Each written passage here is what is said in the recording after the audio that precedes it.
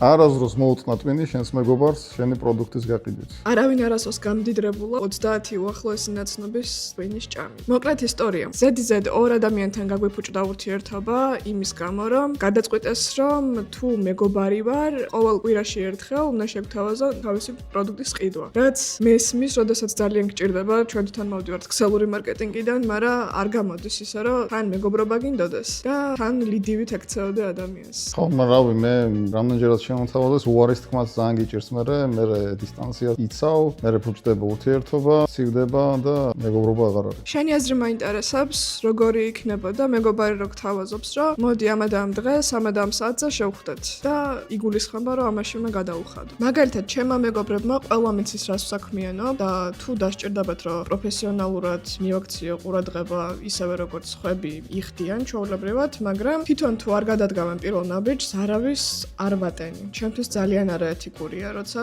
თუ მეგობრობა გინდა, ან მეგობრობა იმისთვის დაიწყო, რომ ერთით მეტი lidy გყავდეს, ვისაც შეიძლება რამე მიყიდო, ან მუდმივად ტვინი უჭამო შენს მეგობარს, რომ იყიდა. ამის დამატება. შენს მეგობარს გაუგზავნე, რომელიც ტვინს გიტყნავს პროდუქტის ყიდვით.